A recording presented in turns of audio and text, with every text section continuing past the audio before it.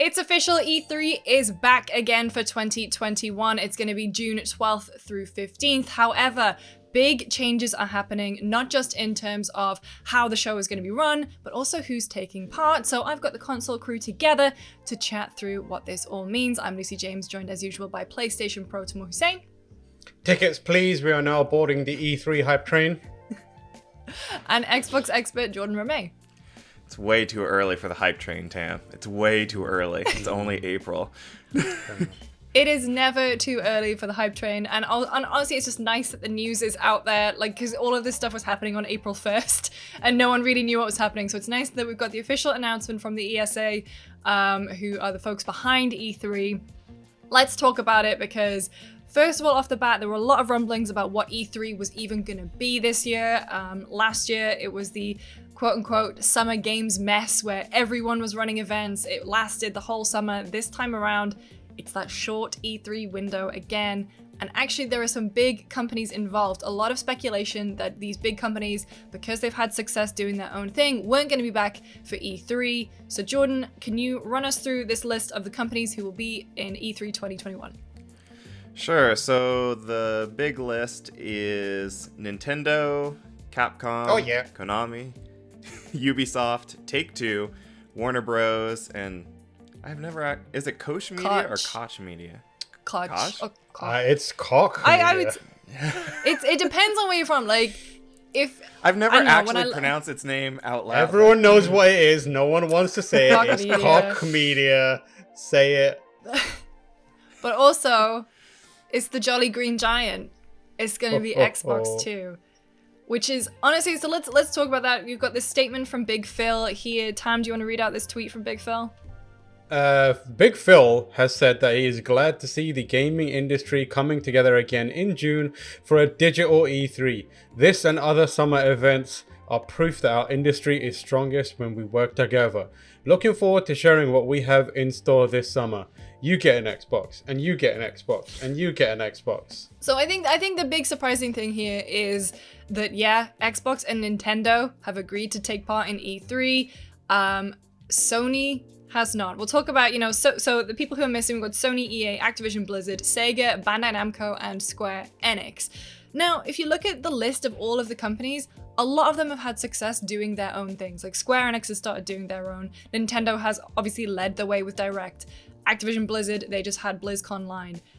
Xbox and Nintendo being apart is such a weird thing for me to get my head around, because Xbox has just proven that they don't need E3. Do any of these companies need E3? Well, I mean, yes and no. You could argue that Xbox kind of needs E3, if for no other reason. Like, look at the last showcase that Xbox had, that 4-hour indie showcase extravaganza. Like, I think they need someone like the organizers of E3 to be like, Xbox, scale it back. Give us a 45-minute presentation and structure it in these ways. Like, again, to your point, some of these companies I think are bigger than E3 and they don't necessarily need E3, but until Xbox figures out how to actually give a compelling live stream, because it just isn't there in the same way that PlayStation and Nintendo are, I think it needs something like E3 just to focus its vision. I think Jordan is incorrect, and Xbox doesn't need E3. I think Xbox wants E3. And interesting. To a degree, I think we're Team Big Phil here. I think what he says there's an element of that being true. I think that it's important to him and Xbox as a company that this kind of event takes place. You have this global kind of event where everything comes together in one, and it is a big showing, and it does mean that a lot of their initiatives and a lot of their kind of games, they're on front and center, and they get to be part of mainstream media. Mainstream media doesn't know or care about Nintendo Direct. It doesn't know or care about the PlayStation Direct or the Xbox showcases. They know, the BBC knows what E3 is. CNN knows what E3 is. All these big companies know what E3 is. So to a degree, they want that to happen. Also, I think the other part that makes them want E3 to happen is I believe it is the case. I might be speaking out of turn. It needs to be double checked here. I think there's a significant number of companies or executives at these publishers that are on the ESA board, and they have a vested interest in making sure E3 happens to some degree. I can't remember if Phil is on it, but I know Xbox had some representation in years past. So to that extent as well, there are certain companies that want E3 to happen. Nintendo has a big presence at E3 always.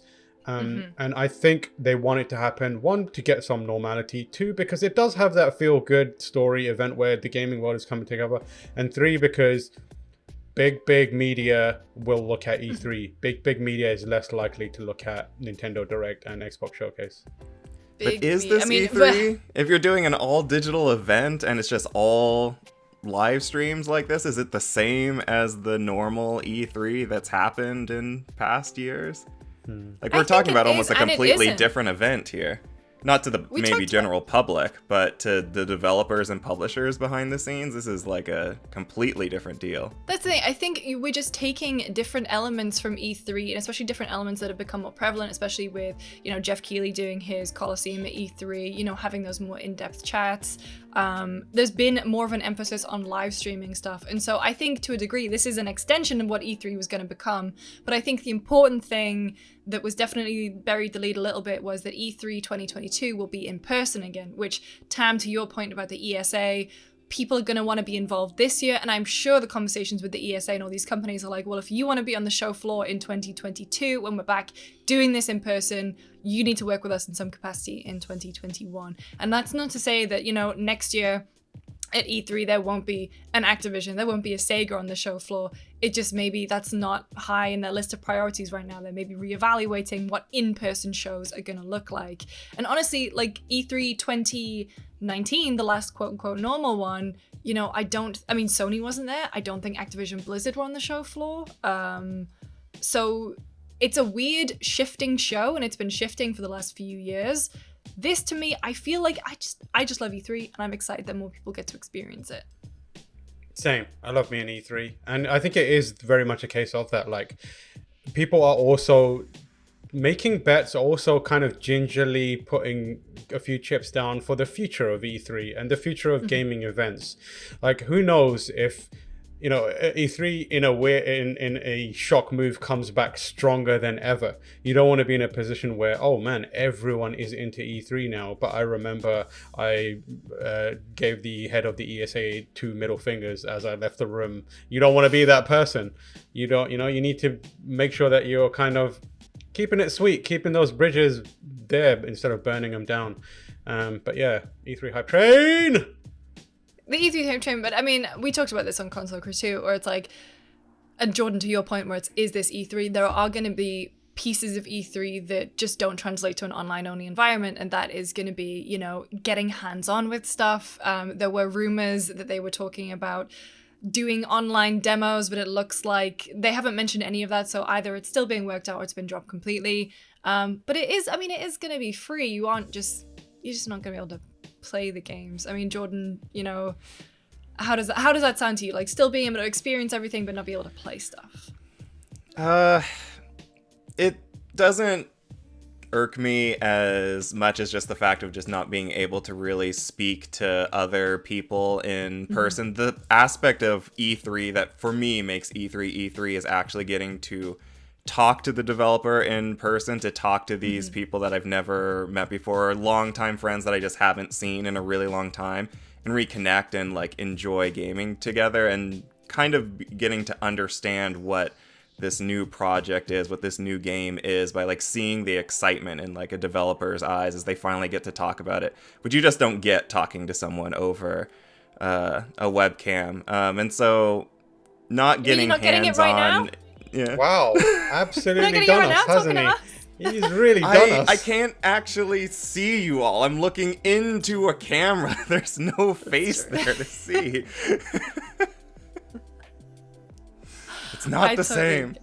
It's not the same, but I'm honestly excited about the evolution of it. Yeah. So to your point, like not being able to try the games like that sucks. Like being able to try the game itself has also been a crucial part of E3, but for me, that's not the most important aspect that I feel like we're going to be missing out on this year. Yeah.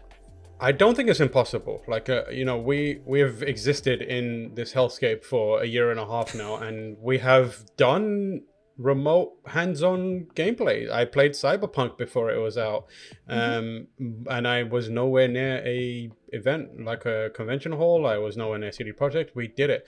There are feasibly ways for publishers and developers who are either involved in E3 or doing stuff around that period, and there are avenues for them to give people like us or anyone really, if they want to, access to these games and to play them. It's not in the most ideal scenario, but it is a possibility there.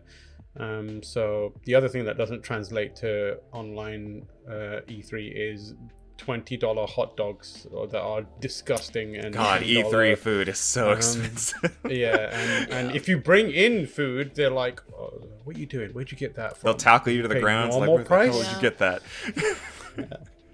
Bringing a $5 sandwich in here? Get out of there. Get out here and pay for your $15 sandwich. All right, well, we will obviously have all the latest on E3. We're not even really sure what the event itself is going to look like, but in terms of press conferences, hands-on, impressions, gameplay, whatever comes from E3, we'll obviously have it right here on GameSpot. And we're also going to be doing our Play for All event like we did last summer, so a mix of developer interviews, charity streams, the whole shebang. So make sure to like this video, subscribe to GameSpot, and we'll see you next time. Bye. Bye. Hype train! Choo choo!